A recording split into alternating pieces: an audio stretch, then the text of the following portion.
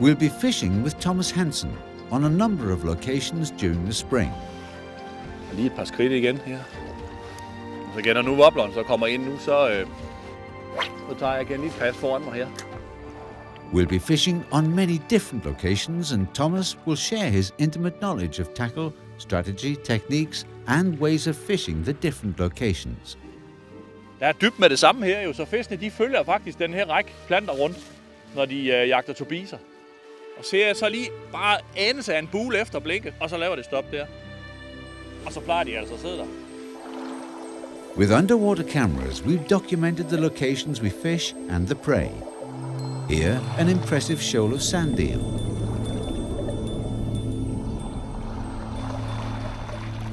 We'll see sea trout swimming undisturbed in front of our cameras. And we've made detailed studies of the rigs and lures used in the movie, as Thomas explains them. Hvor der er sådan ørn følger nu, ikke også? Og så når jeg lige laver de her 3 slag her, så kommer hugget altså. Det her lille hvide blink her. Og det gav mig faktisk 2 rigtig sådan fine halvmeters havørn. You'll see lots of beautiful scenery and, of course, action-packed moments.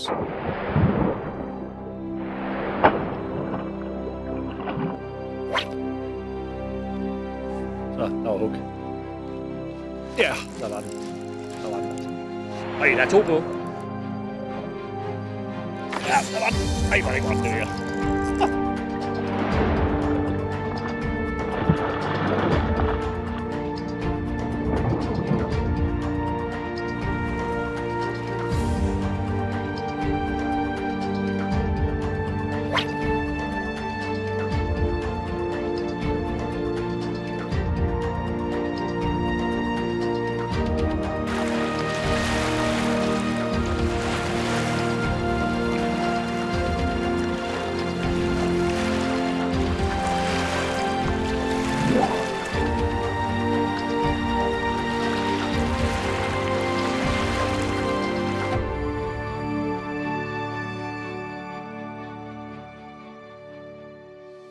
We begin our fishing on a coastline similar to this, a sandy beach, but with a deep bathtub close to land, the dark area. Several places you can wade through the bathtub and fish from the sandbank. It's early March and the water temperature is only around 3 degrees. Fishing is difficult when the water's this cold, and sea trout are not very active at this temperature. But on some days, fishing can be very good, even in cold water. Utilizing the right techniques and choosing the right choice of location are crucial factors. Thomas is using a small plug weighing around 10 grams. It's an inline plug, which means that the line is fed through the plug lengthwise and tied to a ring at the back. It's possible to tie the line directly to the hook, but the ring provides a joint allowing more movement. Thomas has tied a little flash onto the hook. Perhaps it's this that makes the difference in the end. The plug is not the most lively lure, wiggling only a little from side to side.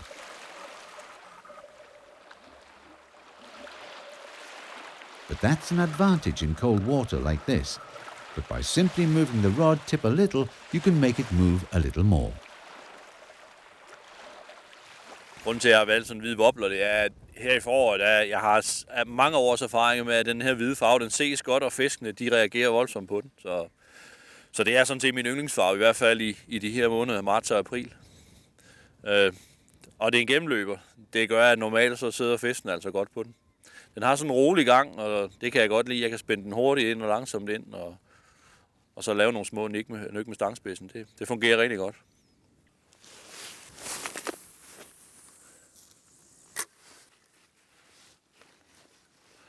Jeg fisker sådan en wobbler her i et meget roligt tempo. Sådan meget jævnt.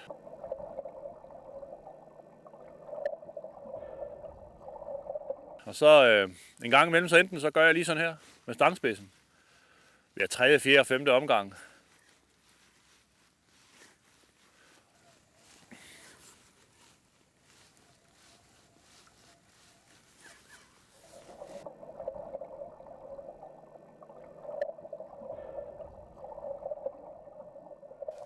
Ellers så kan man også gøre det, at man lige laver den der med hjulet.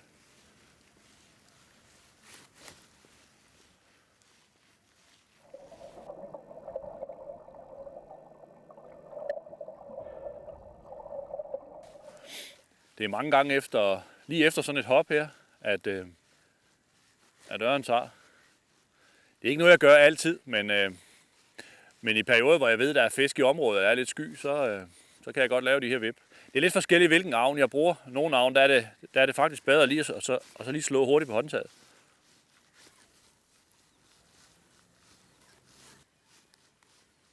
Jeg fisker på en plads her, som er bygget op med sandrevler, som man går over på, og fisker ind i de her badekar. Man kan faktisk fiske ind af, og man kan fiske ud af.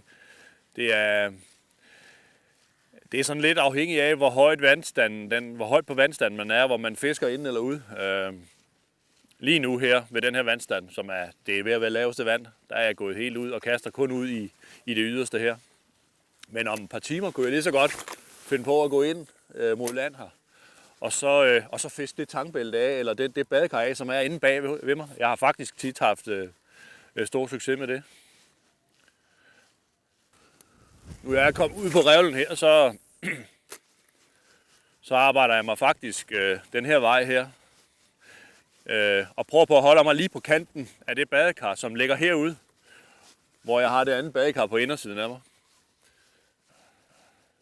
Det er vigtigt at huske, at man hver 5. og 6. gang får taget et kast, sådan her i kanten, hvor man går, fordi de der fisk, de kan godt enten gå på den her kant, eller på den anden kant herude.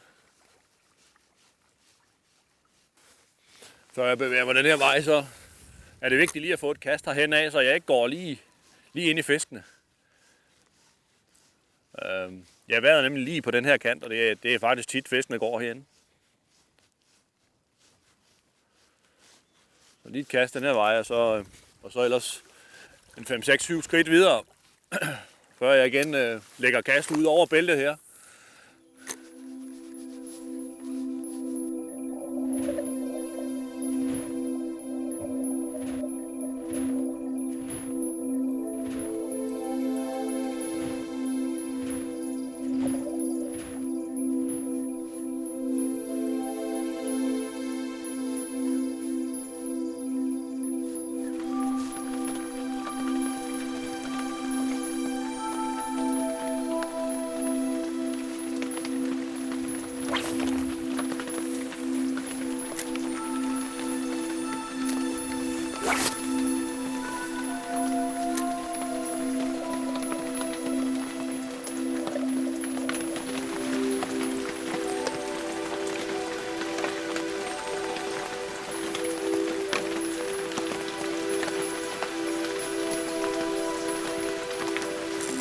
Ja, der var den.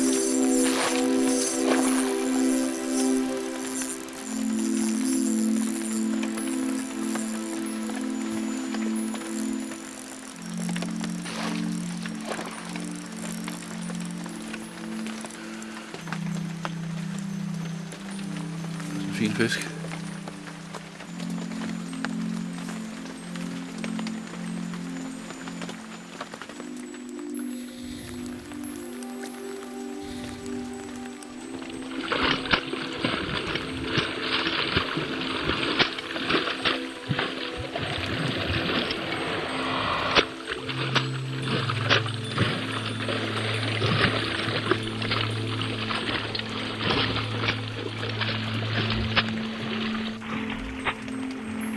Der rører den af. Nå. Ja, den faldt af. Det var sådan en fisk på over en halv meter, den der. Og en af de der tykke grønlændere, så...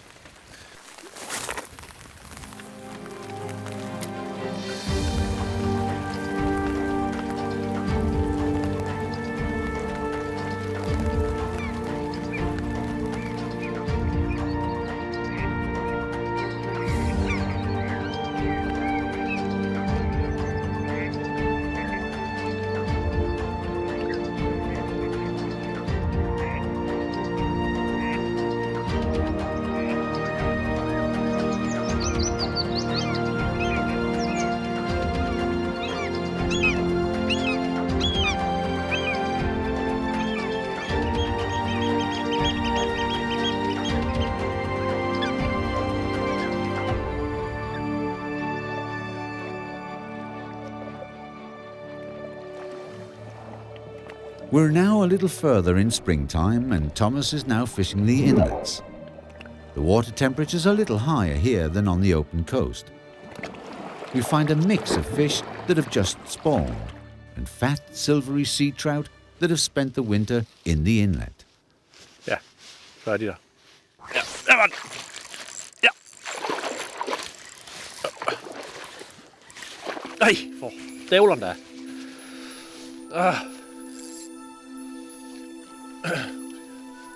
Ja, man kan roligt gå lidt længere ind, selvom man er i knædyb vand her. Og går også bare langt ind i fisk.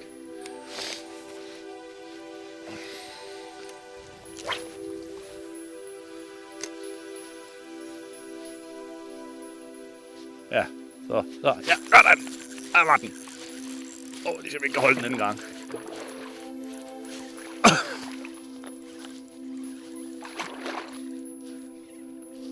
Nej, den er ikke så stor, den her. Den er så lidt mindre, end den jeg havde på før.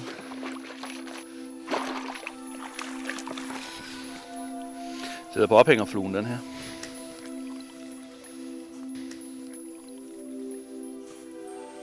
Yes.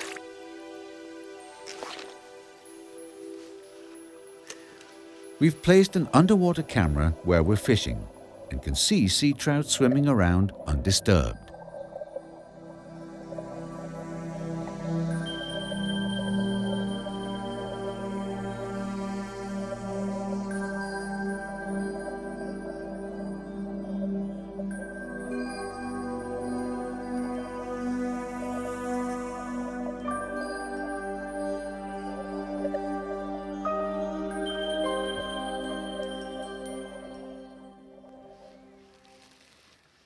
Det er så svært her, det er på sådan nogle pladser her, det er, at man kommer til at være for dybt.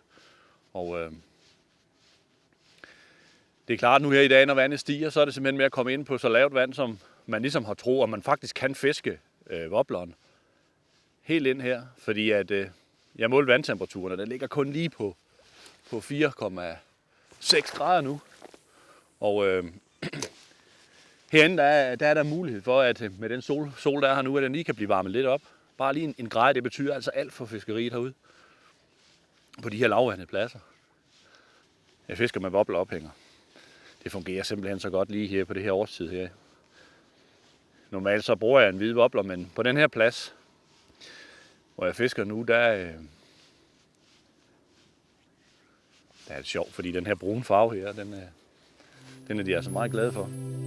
Thomas is fishing a simple rig. The plug and the dropper are approximately 50 centimeters apart. The knot that ties the rig to the main line also acts as the dropper knot.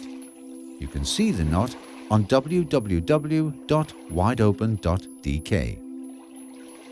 Thomas is fishing a braided line as his main line, and the rig is made from 30mm monofilament. The dropper fly is a shrimp imitation, which you can also see on wideopen.dk. The plug is the same as earlier, only in brown. Once again, it's rigged with a small ring between plug and hook. It's important not to use a hook which is too heavy, for it will only impede the plug's movement in the water. The steady movements of this plug fit well with the prey present here in the inlet. Sculpin and stickleback are prolific here.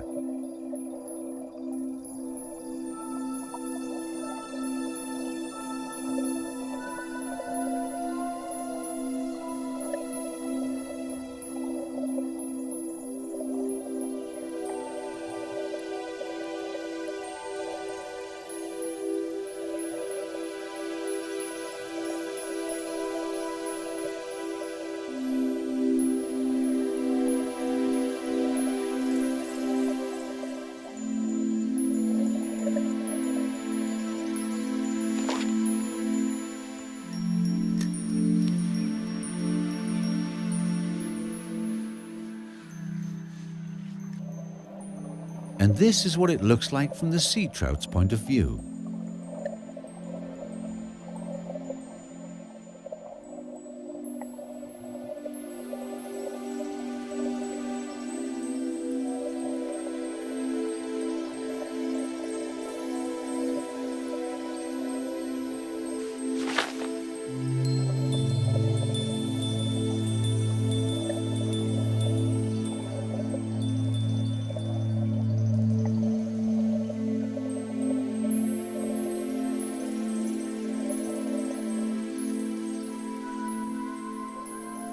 The dropper has two functions.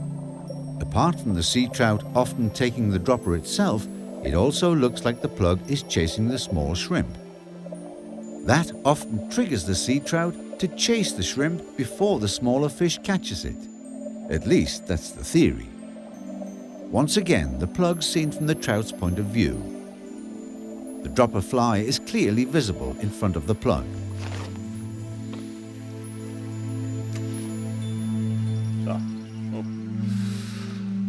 Ja, så.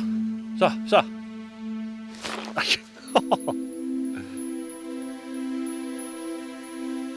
Ja, der var den. Ja. Ja, det var lidt bedre.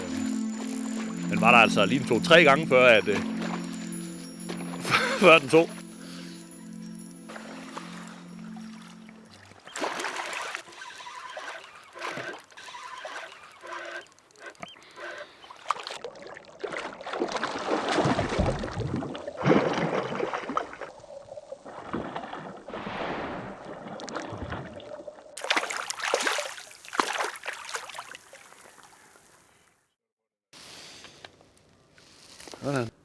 Sidder på ophængerfluen.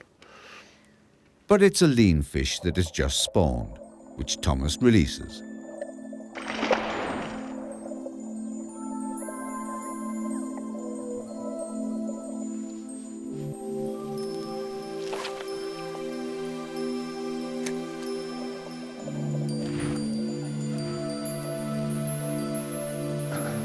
Ja, så er der fisk. Ja! Hej! Den inhalerede simpelthen navnen her. Den falder igen.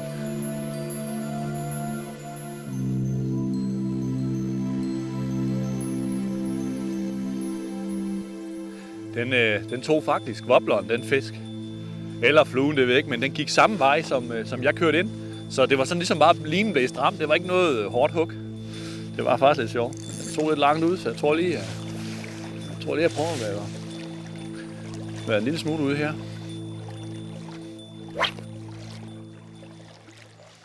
Sådan der. Prøver vi igen. Det er sådan, det er mere at lægge kast hurtigt samme sted, fordi at den samme fisk tager selvfølgelig ikke igen, som man lige har mistet. Men altså, de går bare, på det tidspunkt herovre, der går de altså i stimer. Det er så sjældent, at jeg kun har kontakt til én fisk. Enten så er jeg ude og fiske i nogle store områder, hvor jeg bare ikke mærker noget hele dagen. Det der med, at jeg har en enkelt fisk, det er meget sjældent. Det er altså, hvis først man finder dem i sådan et område her, så er der gerne mere end en. Altså. Og det er gerne lige samme sted. Så hvis man sådan lige har mistet en fisk eller noget, så må man godt lige, når man kommer ind, så lige en gang være lidt kvik, og så lige prøve at huske nogenlunde, hvor blinket eller wobbleren landede sidste gang. Og så lige igen prøve. Fordi at det kan være, at den fisk, man har haft på, det lige er en, der hedder ud af en flok derude.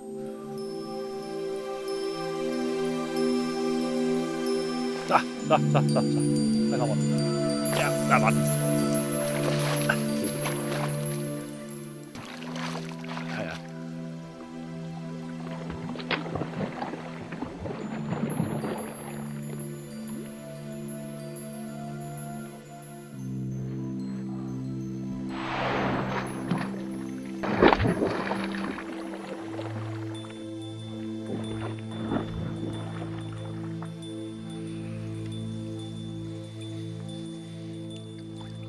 Det er en fin fisk, den. God kondi, den her. Rigtig tyk, lille grønlander.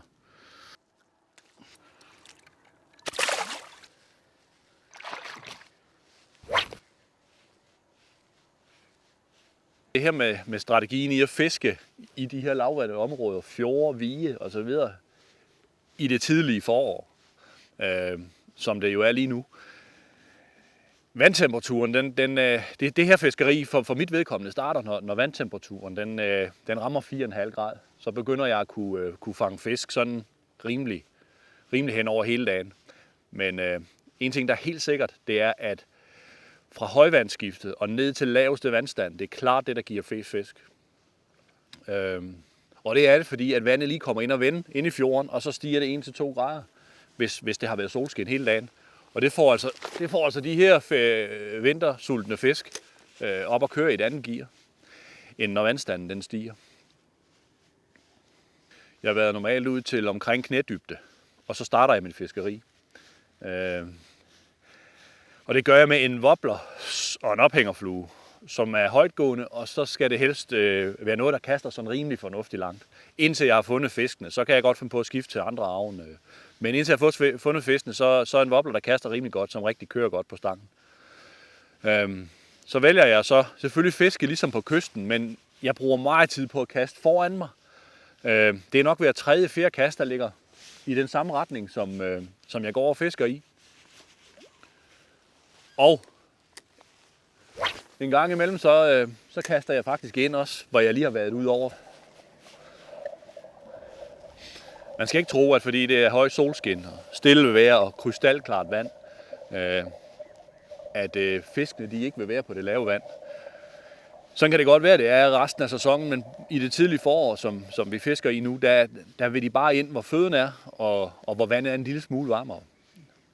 Når jeg fisker helt rundt, så er det altså et enkelt kast, og så lige få kontakt til wobbleren, og så går jeg langsomt fremad. Det foregår stille og roligt. Og det er fordi, at jeg har altså tit en fornemmelse af, at man kan gå lige midt i fiskene. Og så er det altså vigtigt, at man ikke går for stærkt. Sådan 3-4 skridt, og så lader jeg wobbleren komme ind, før jeg så tager en 3-4 skridt igen. Jeg fisker faktisk normalt meget hurtigere, hvis jeg for eksempel bare fisker på kysten. Men herude, der er det altså vigtigt, at man lister sig rundt. Og lige et par skridt igen her. Så lægger jeg lige kastet sådan lidt lille smule skråt fremad for mig selv. Og så bevæger jeg mig lidt længere fremad her. Jeg fisker faktisk på det her tidspunkt bare wobbleren i sådan et jævnt tempo. Fordi at 8 ud af 10 gange, så mærker jeg lige et lille slag i wobbleren. Og så tager fisken. Så det der med at lave en hel masse trick, det gør jeg simpelthen kun, hvis der er fiskene, de ikke vil tage den. Og så igen, når nu wobbleren så kommer ind nu, så når jeg tager en trækast her, så tager jeg igen lige et kast foran mig her. I samme retning, som jeg går.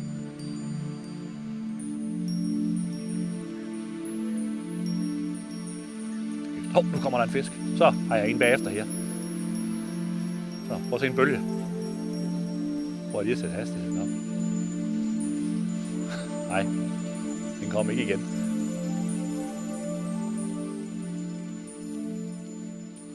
Det kunne være, at vi lige skulle prøve at skifte til et andet blink. Der var i hvert fald en stor bule efter. Og så kan det nogle gange godt betale sig lige at lave et avnskift. Det, der er vigtigt, når man gør det, det er, at man skifter til noget radikalt anderledes. I det her tilfælde, der vil jeg bruge det her hvide blink her, som i hvert fald går på en helt anden måde og har en helt anden farve. Thomas only changes the lure. The dropper fly is the same. Thomas has reversed the lure in relation to the way it's usually fished. Normally, the hook is in the narrow end, which makes the lure behave very lively and irregularly in the water.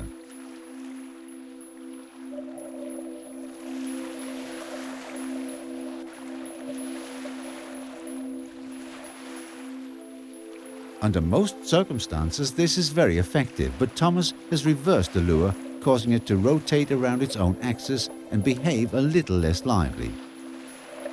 It rotates almost like a spinner, which usually would kink the line.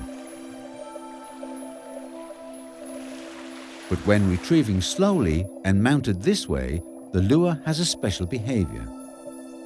Here, the lure rotates to the left around its own axis.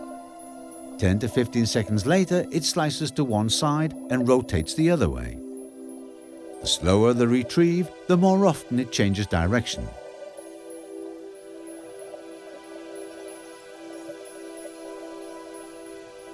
To achieve this effect, it's important that the treble hook isn't too big.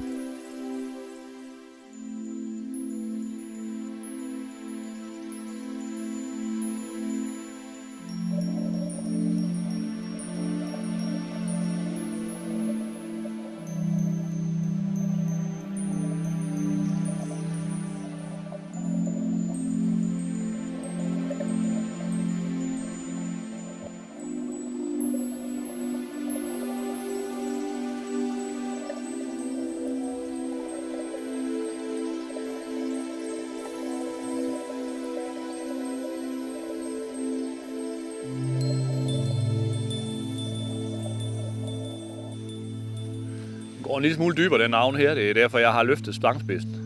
Jeg fisker stadigvæk kun på 60 cm vand. Jeg er kommet en lille smule længere ud nu.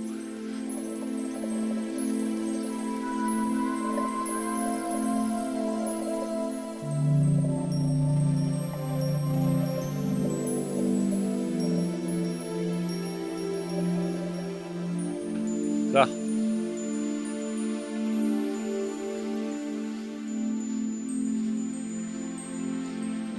Så.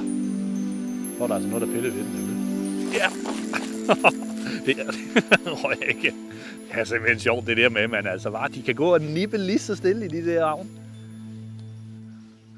Men den har for godt fat, den der, til den kommer igen. For så kan de sådan godt finde på at hugge igen. Lige her. Baglæns.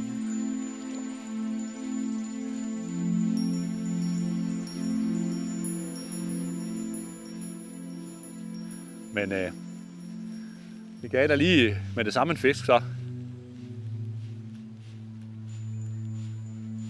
Ja, så er den der. Ja, det gav med det samme fisk, kunne man se med det her avnskifte, altså.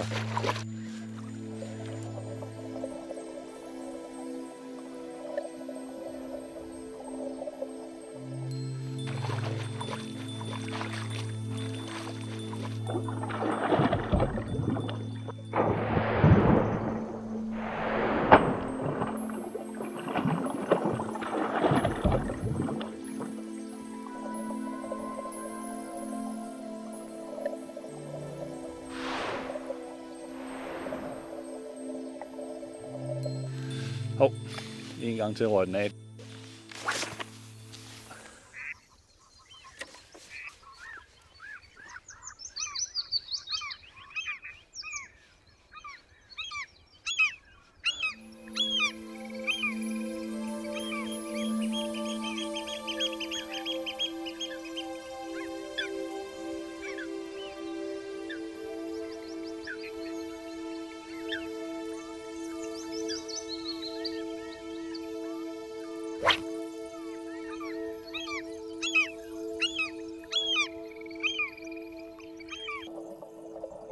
Even though Thomas believes he's made the best choice of lure, a lot of fish probably aren't interested.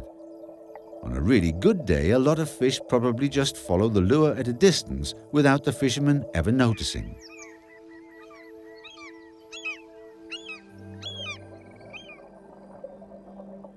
Today, we've been lucky enough to film it. The last fish is a good one.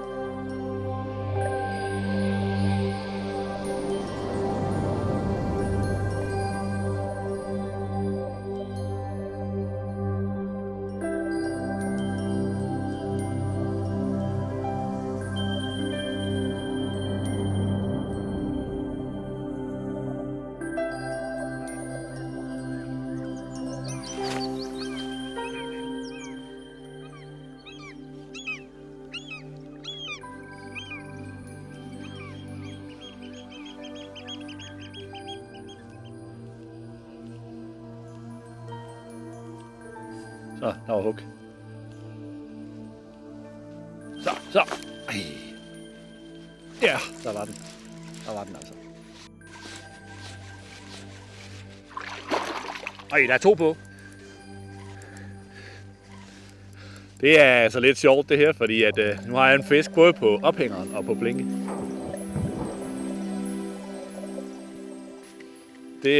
Det sker altså her i foråret. Og de sprang faktisk begge 2 samtidig her.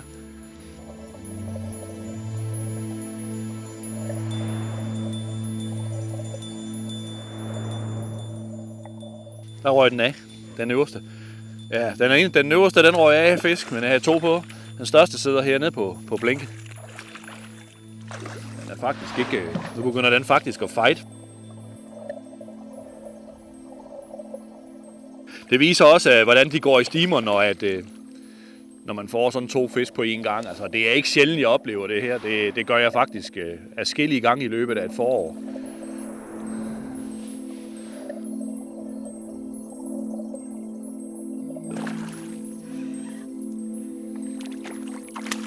Ja, det er en fisk. I hvert fald over en halv meter, den her.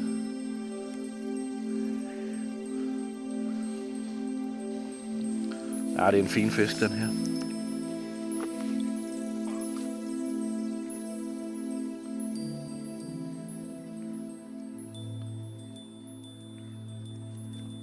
Jeg vil lige have lidt liv i den. Så!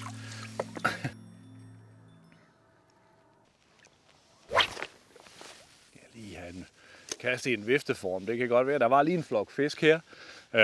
Når så jeg kaster i samme retning 2-3 gange, og der er fisk, og det pludselig stopper, så gør jeg faktisk det, som jeg gør lige nu. Det er, at jeg kaster skarpt til venstre nu her i det her kast, og så skarpt til højre i næste kast. Fordi at flokken den er højst sandsynligt trukket til den helt anden side her. Det, på den måde kan man altså følge den. Der er 10-15 fisk er der i de flokke, altså, som jeg har set. Så det er sådan set med lige at prøve at lokalisere, hvad vej de her fisk er gået nu. Nu kaster jeg så i modsat retning af, hvad jeg gjorde før. Så er den der. Ja. Den har taget ophængeren.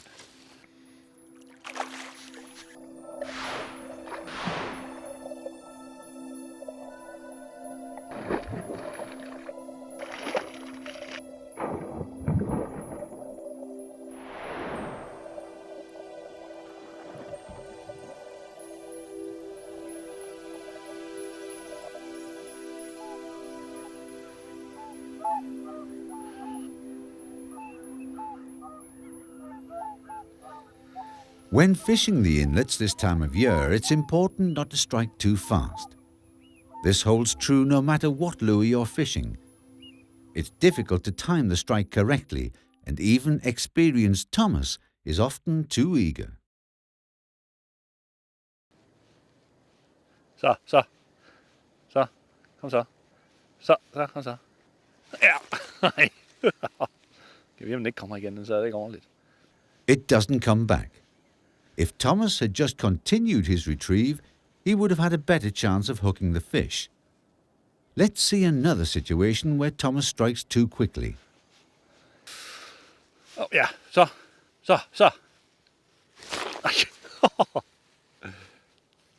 But here, Thomas waits until there's a bend in the rod and he feels the weight of the fish. Så. Ja.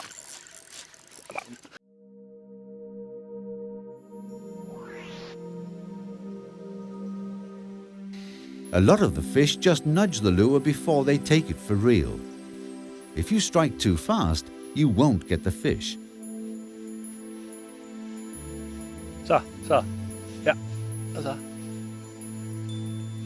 Yep.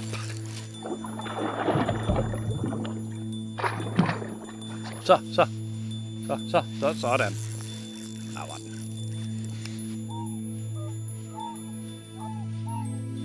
Ja, så er den der. Ja.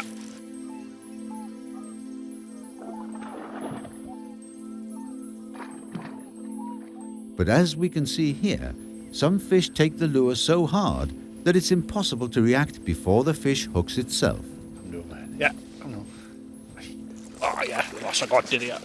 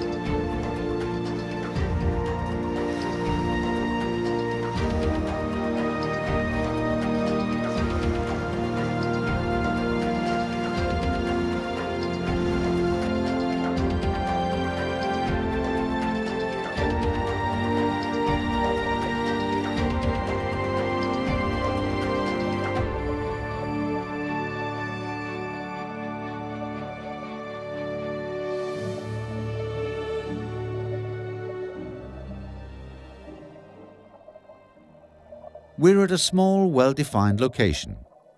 The shallow water offers both weed beds and mussel beds, which hold lots of prey.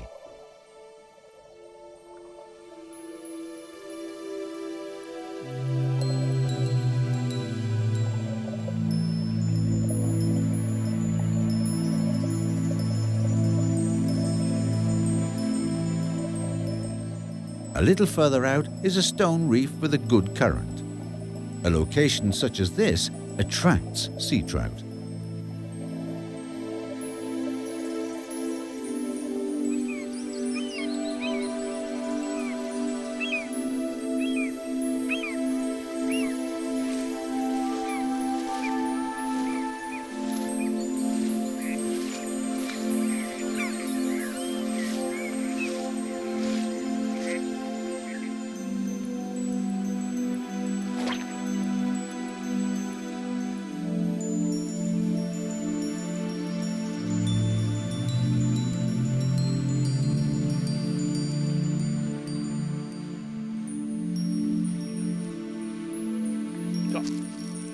Der, nej.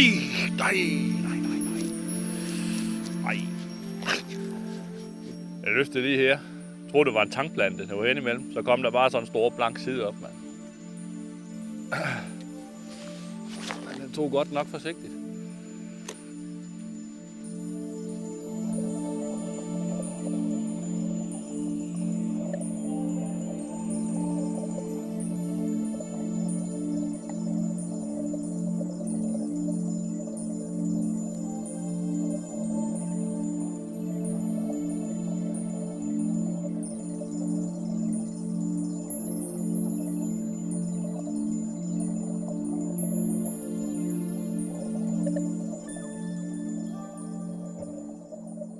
Thomas is fishing the reversed lure again, and here we can clearly see the lure suddenly slicing to one side and changing direction.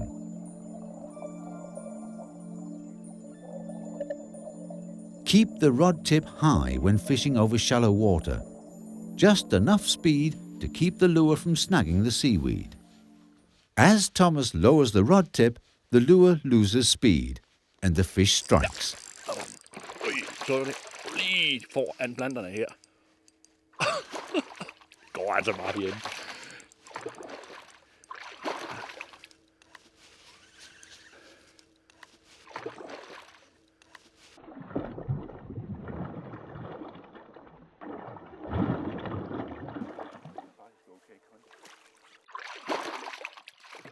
En fin fisk, den her.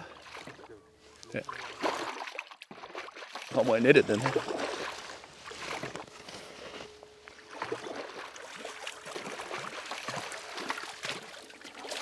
Ej. Den ligger derinde.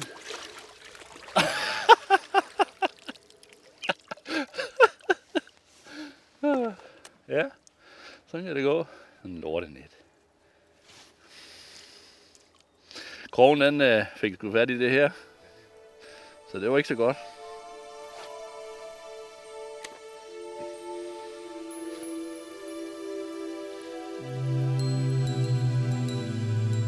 Ja, der var den igen. Ej, det er en fin fisk, der er her. Ja, det er godt det her. Nu tror jeg vil gå en anelse længere fremad, for lige at komme fri af de her tankplanter her.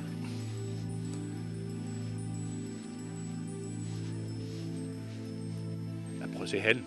Prøv bare med halen op.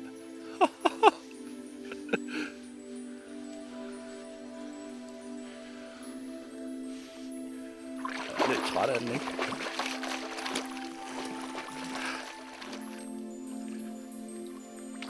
Ja, den ligger.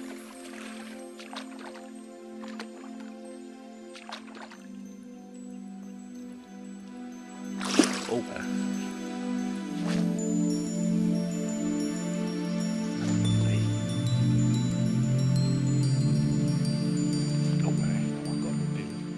Ja, der var den. Ej, fandme.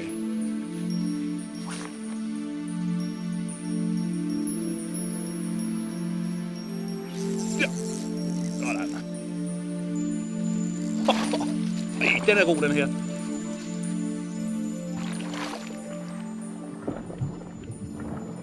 When fighting bigger fish, Thomas usually disengages the lock on the reel. That way, he can simply backwind when the fish runs. This increases control. Så følger man bare med. Og så fremad igen. Den kommer her nu. Den er ved at være klar, men den kæmper faktisk rigtig godt, den her.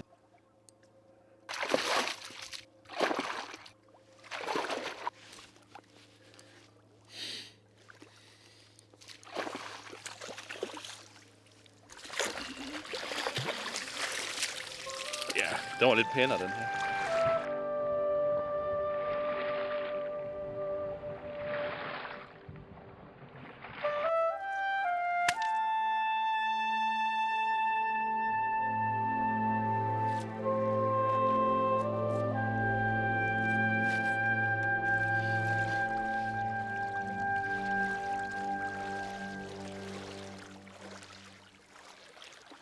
Startede med at fiske her i morges, lige før at lyset det kom. Jeg fisker på sådan en lille rev her.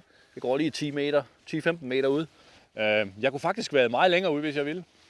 Men specielt her om morgenen, der er det simpelthen sådan, at fiskene de går ind imellem de her tankplanter, eller lige udenfor. Og så er det altså vigtigt, at man kun lige været ude i knædybde. Og sådan er det jo sådan set på mange pladser, men lige specielt på de her små bitte rev her, der er fiskene altså tæt på.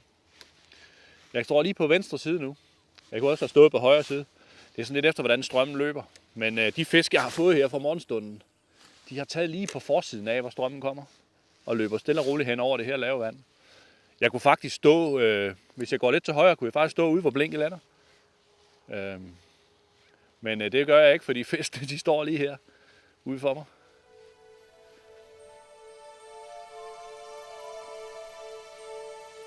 Ja, der var bare fisk der. Den kom i en bølge, den her. Nej, og fisk nu. Ups. Og de ryger af. Om morgenen her, så starter jeg faktisk med at montere blink eller wobbler og så en ophænger. Men jeg monterer ikke ophængerfluen. Og det gør jeg ikke, fordi at her i starten om morgenen, de fisk, der går på lavt vand, når de ser min wobbler eller mit blink, så har jeg erfaring for, og så tager de den. Og så vil jeg faktisk hellere undvære den her ophængerflue i starten, fordi så sidder den ikke i vejen og kan få fat i tankplanter og så videre. Det jeg så gør, det er, at når jeg begynder at få nogle følger eller nogle hug, og de ikke rigtig vil sidde på blink eller wobbler, så har jeg lynhurtigt, men tjavsen er jo klar, så har jeg lynhurtigt den her ophængerflue, som jeg lige kan montere. Men det har ikke været sådan endnu. Så jeg fortsætter lidt endnu uden fluen.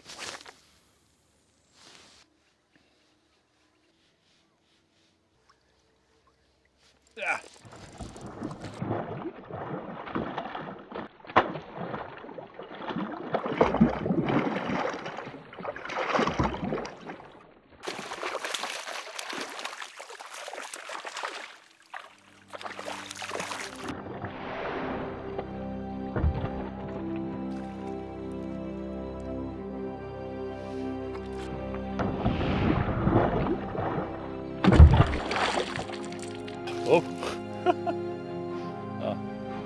Nå, røg af.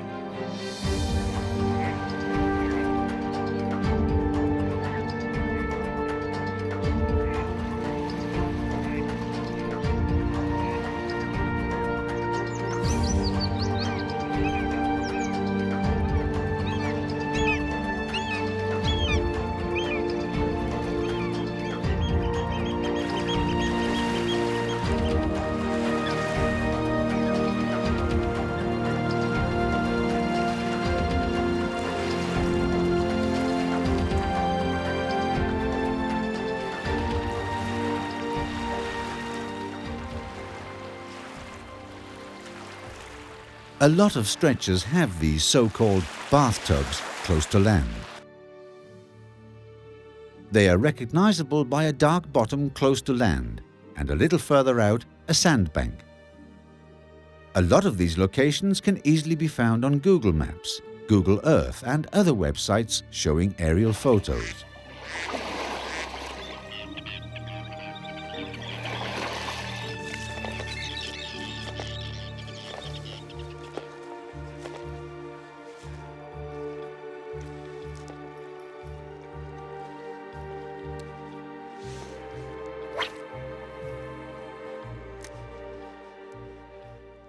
Thomas is fishing a nice stretch with a deep bathtub close to land. There's no need to wade at all. It looks shallow, but here Thomas demonstrates how deep it really is.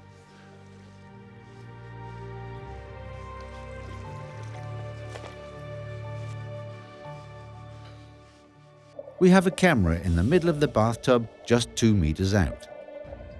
We see some small fish. Here, a sculpin.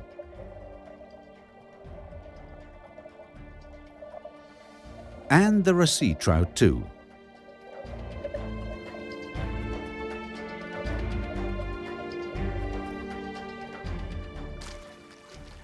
Det jeg gør, det er, at jeg prøver at kaste sådan hele tiden for at afdække badkar, som på skrå, men sørge for at få den kant derude med, den lyse kant. Og jeg fisker med sådan en wobbler og en rejeophænger. For jeg ved, de går hen og spiser rejer. De sidste par fisk, jeg har fanget her, de har været fyldt med små rejer. Thomas is using his usual rig with the shrimp fly on the dropper. The plug is a long-range 15-gram version. The plug acts with small, fast and erratic movements when retrieved.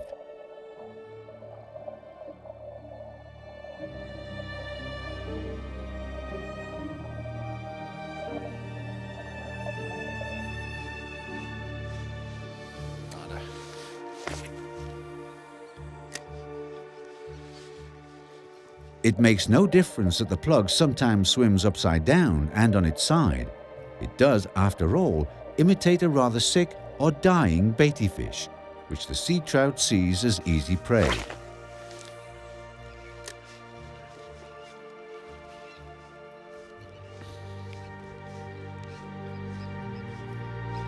Ja, nu er der på. Så var lige slag i vafleren.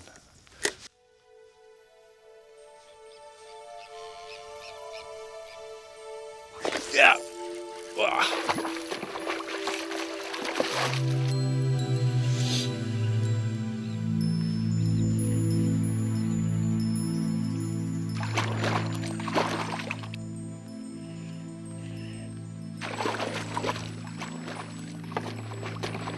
Thomas chooses to beach the fish by slowly walking backwards, keeping a long line to the fish.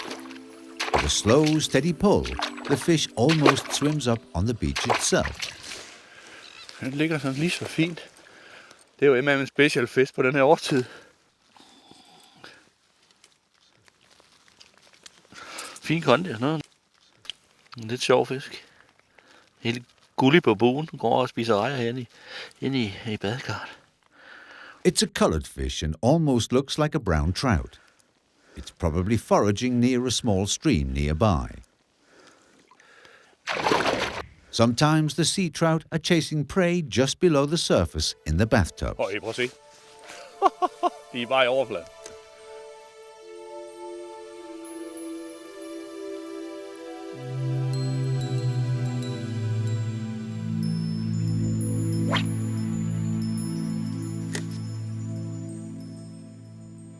Fisker med sådan en wobbler her, og så en ophænger. Så fisker jeg wobbleren en lille smule hurtigt, sådan så det er som om, at den lige jagter den her reje her.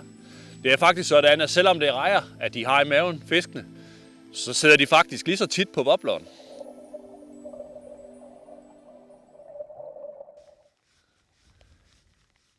Den her lille fisk her, som er på vej i sådan lidt rask tempo efter den reje her. Jeg kan godt have nogle dage, hvor de faktisk sidder næsten alle fiskene på den wobbler her.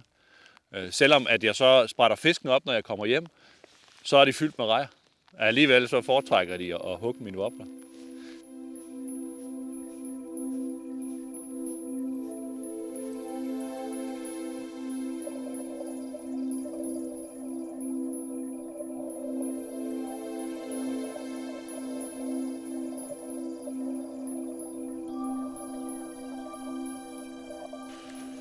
Når jeg går og fisker et stykke tid med det her, og vandet det er bare klart. Det er ekstremt, for at sige det mildt, ekstremt klart.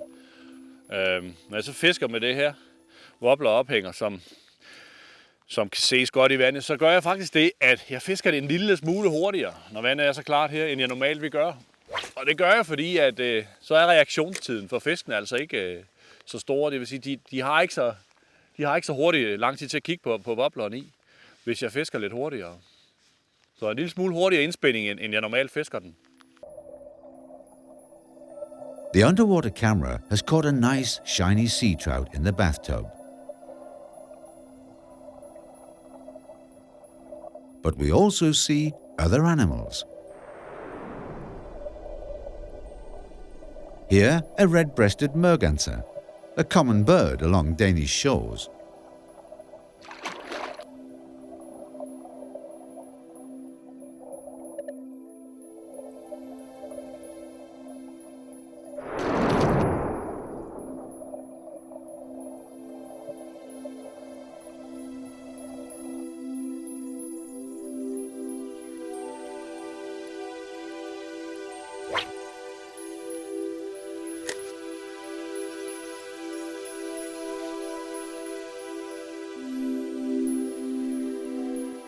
Så, der var den.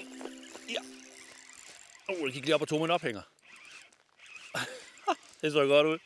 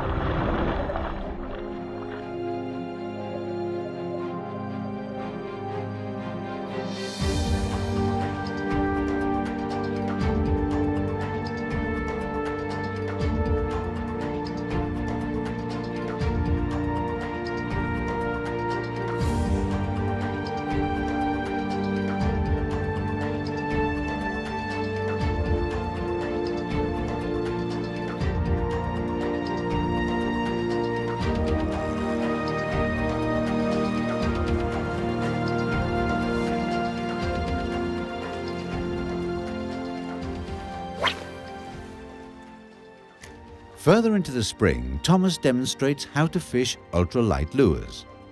This lure is an inline lure, but more on that later. The lure is fished high in the water column with fast, lively movements.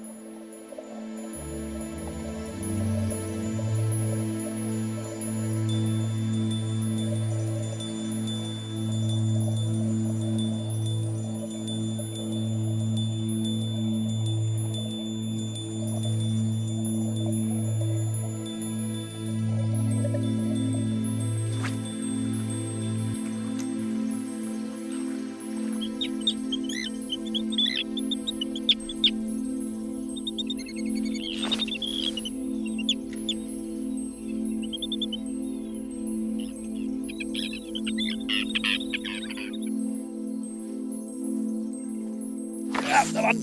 Ej, var det godt, det der.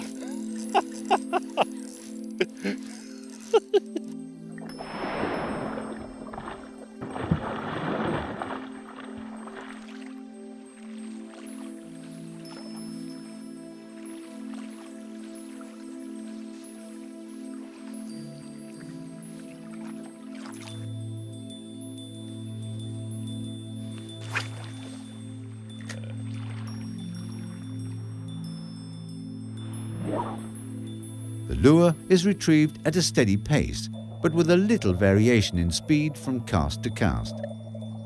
The little white lure is visible from far away in the clear water.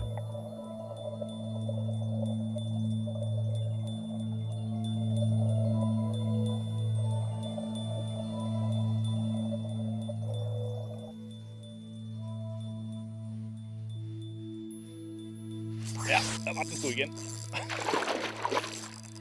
Det er altså effektivt, de her små UL-blink.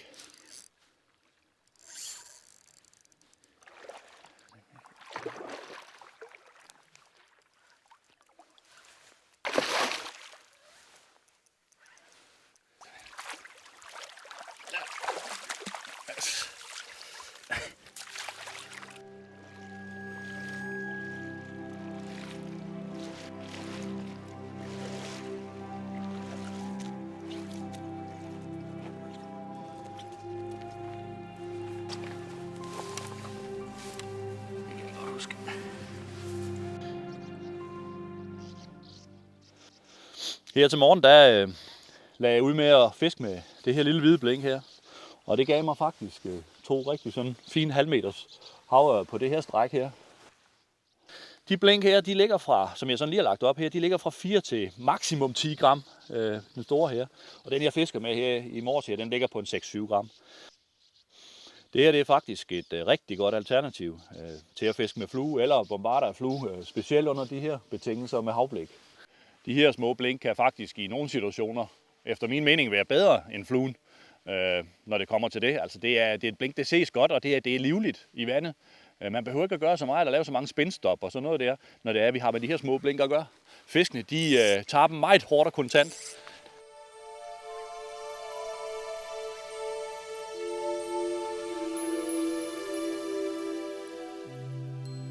Som man måske kan se her, så har jeg pillet springringen ud af de her 2 blink.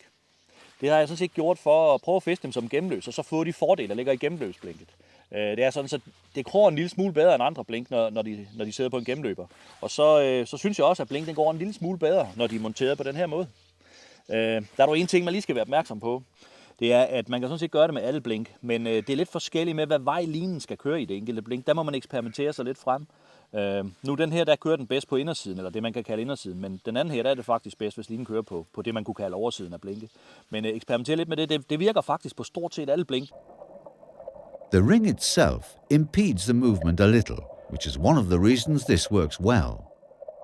It's important, though, to mount the hook in a ring, so in reality only the front ring can be omitted. The best effect is achieved on small lures, where the rings are relatively larger, but it does work on all lures. This is a 15-gram lure rigged inline style, with the hook mounted in a ring. Here it is again. In the top screen, the lure is rigged inline style, and below, in the ordinary way with the braided line tied directly in the front ring. The difference isn't that huge, but it is there. Rigged inline style, the lure moves a little more, with more movements from side to side. Sometimes this can be advantageous, and sometimes not.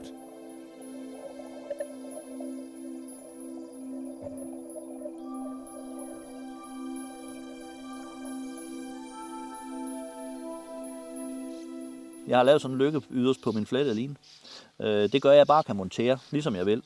Det er også en anden fordel i det, der at knuden kommer op og sidder heroppe midt på blinket, når det er, at det er monteret, sådan at den ikke sidder hernede i hullet, i det bagerste hul hernede i springringen, og så hele tiden bliver slidt op af, at jeg kaster.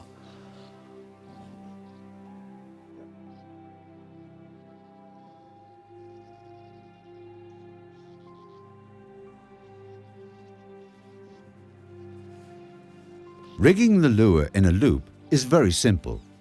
The knot and the rig can be seen at www.wideopen.dk. Så har man knuden der, i stedet for ned i det her hul.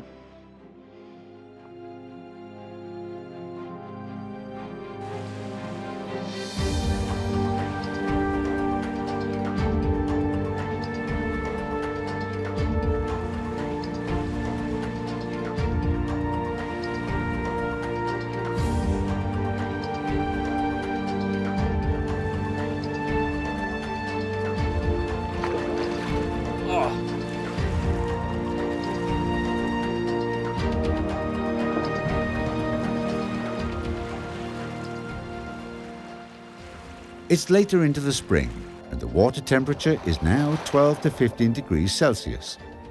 Our underwater cameras reveal the fish mullets in the shallows, followed by a sea trout.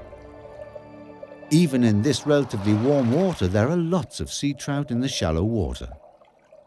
Prey is prolific, and sometimes we see huge shoals of sand eel.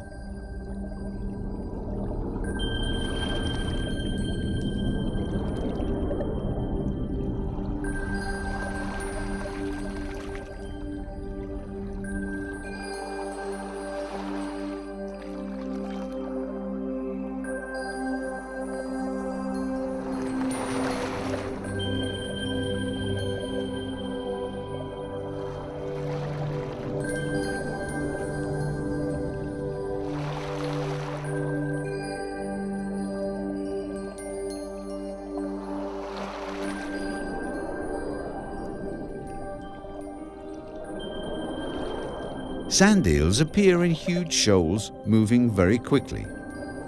A sand eel is a good prey for sea trout, and the camera shows that even a huge shoal of sand eel have tremendous respect for a single sea trout. Suddenly, the shoal turns sharply. And here's the reason. A foraging sea trout.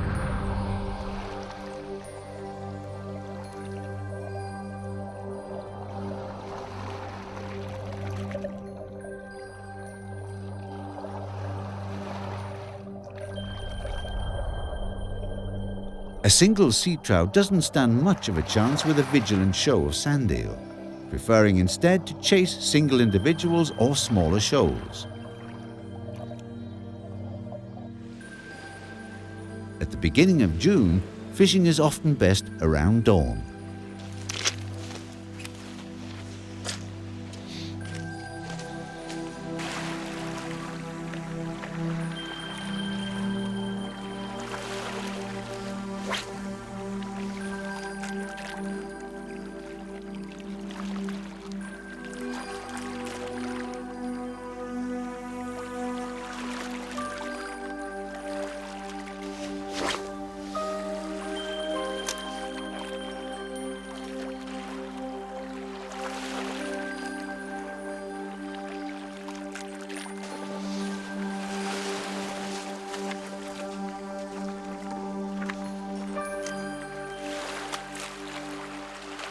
A sea trout is following the lure on the surface.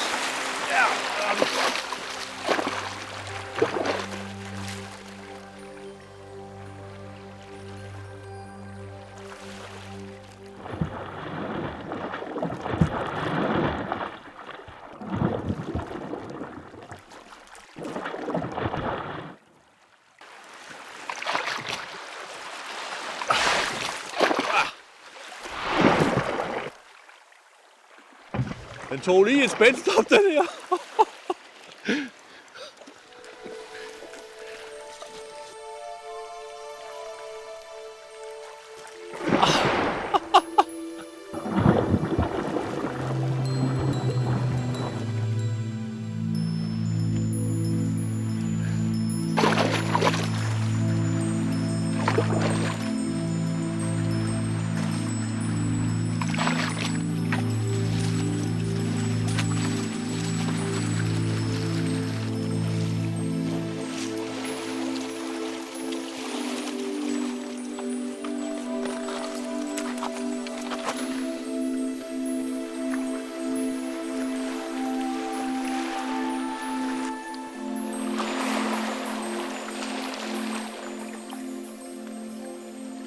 Thomas is using a 22-gram inline lure with a dark green back and bright sides, like a sand eel.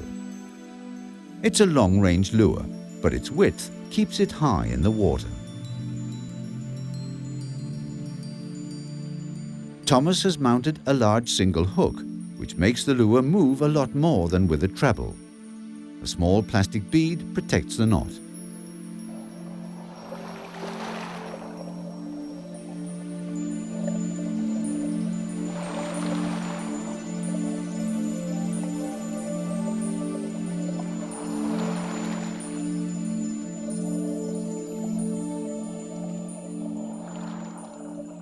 There are lots of lures that are good imitations of sand eel. Here, a traditional long, narrow one moving much like the inline lure. Sometimes the back end of these lures tends to hang a little, but that needn't be a worry, for sand eel often swim like that.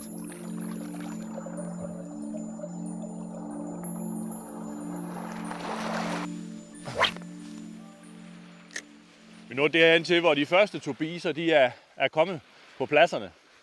Og så laver jeg lidt om på fisketaktikken. Det vil sige, at jeg fisker med sådan en gennemløbsblink, eller lidt lange slanke blink, som minder om turbiser. Og så sætter jeg altså tempoet væsentligt op på min fiskeri. Jeg gør også det, at jeg holder øje med blinket, sådan kører det helt op under overfladen flere gange. Og når det så er helt op under, og hvis jeg så ser en trykbølge, så laver jeg lige sådan en halv omgang, så blinket får lov at flakse ned mod bunden. Og det er altså 8 ud af 10 fisk, de sidder altså i det der hængende spændstop, som man kan kalde det.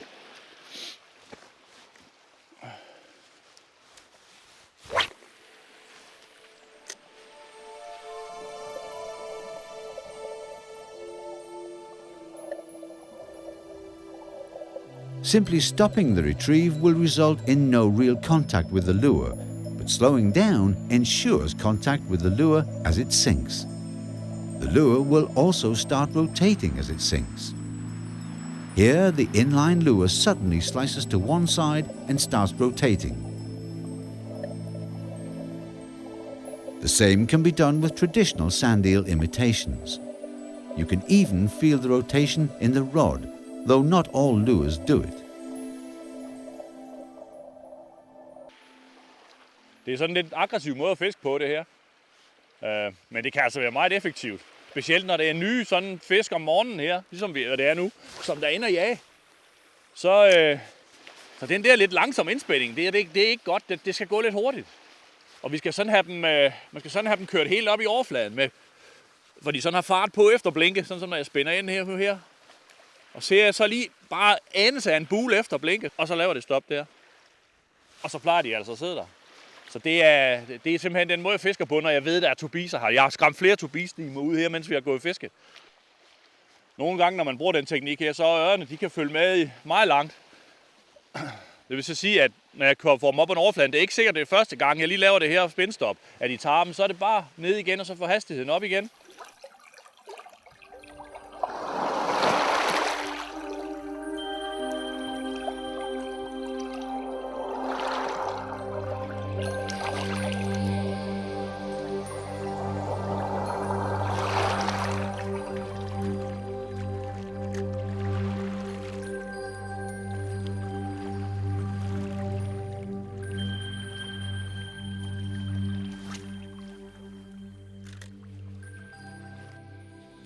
Så jeg er ude her, så det første jeg gør, når jeg fisker her på den her plads, det er faktisk de tangplanter, der kører her langs med. Jeg tager simpelthen et kast lige så tæt på dem, som jeg mener, at jeg faktisk magter det. Sådan der. Og så kører jeg blinket lige uden for dem. Sådan her. Men fisker samme teknik, hvor jeg sådan spænder lidt hurtigt ind, og så stopper blinket op. Jeg har simpelthen fanget så mange fisk. Helt inden foran de her planter. Der er dybt med det samme her jo, så fiskene de følger faktisk den her række planter rundt, når de jagter tobiser. Prøv igen her. Jeg tager i hvert fald altid, inden jeg overhovedet begynder at kaste ud eller vade langs kysten. Jeg tager 4-5 kast herhen af.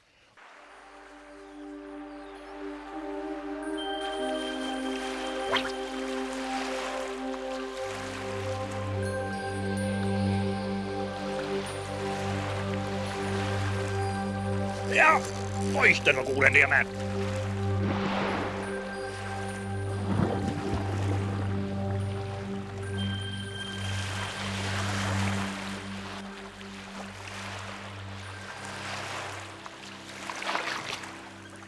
Ja, altså det her med de fisk, altså det her med at kaste for langt af stranden, det er... bare 2 meter foran det tang her, altså.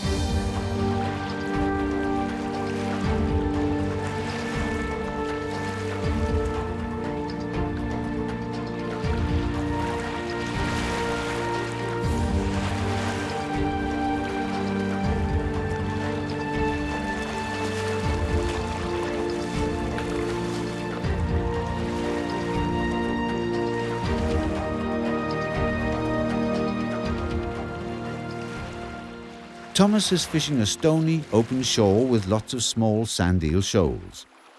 Long casts are important, and Thomas is using a 20-gram inline lure with a pink shrimp fly on the dropper. Between the lure and the ring, Thomas has mounted a plastic bead to protect the knot. The hook is a single, on which Thomas has tied a little flash to add a little extra and an additional function.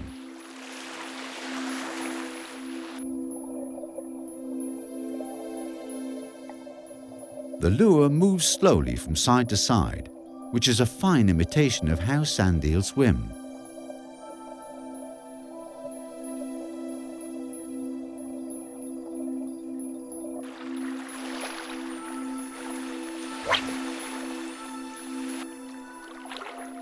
Thomas adds a little extra action with small jerks of the rod tip.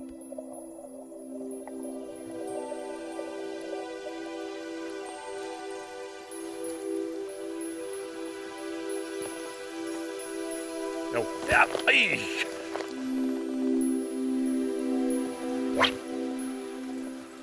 Når der kommer lidt mere varme i vandet, så fisker man sådan en aflangt blink som det her. Så fisker det jævnt hurtigt. Og så ved at 7. andre opgang, så laver jeg lige sådan 3 hårde jigs her. Det er altså bare det, der skal til. Jeg har fået så mange fisk på den her måde her. Hvor der er sådan ørren følger nu, ikke også? Og så når jeg lige laver de her 3 slag her, så kommer hugget altså.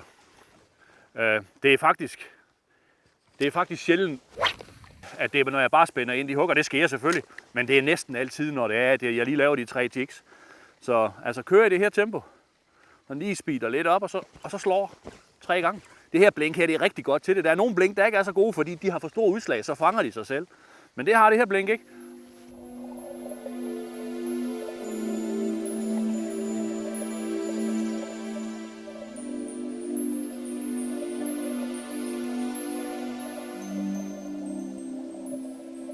The inline lure slides up the line when Thomas jerks the rod, and for a moment, the single hook hangs freely in the water with its attractive flash material.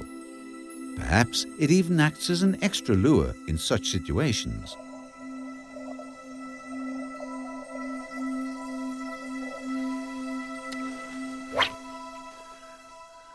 Jeg synes, det er et tidspunkt, hvor den teknik her, den virker bedst. Det er, når det første sådan hornfisketræk sådan lige har lagt sig inde ved land her, hvor det er, de har vendt og gyd, og så er de sådan ligesom trækker lidt længere ud, og ørerne de kommer ind og jager. Det er der, jeg synes, at det her det er mest effektivt, og selvfølgelig, at der er turbiser i vandet.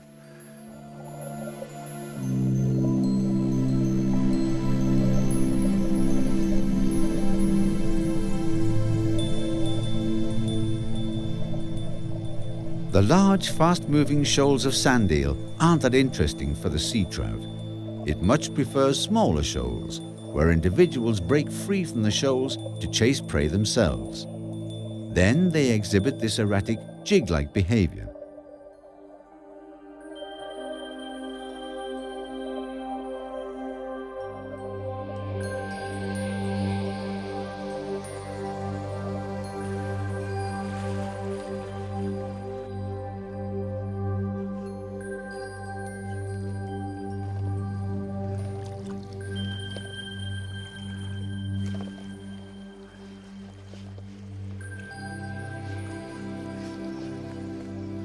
Ja! Den er fin!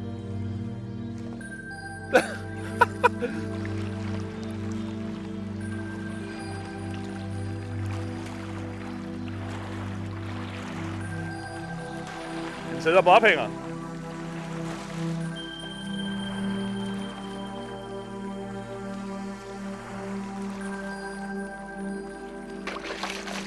Ja, det var fint.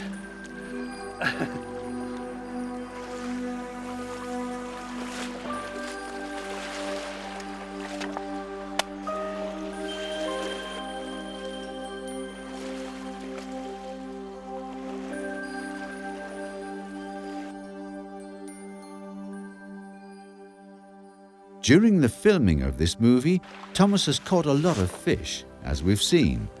But it's important to stress that we've spent countless hours not catching anything at all.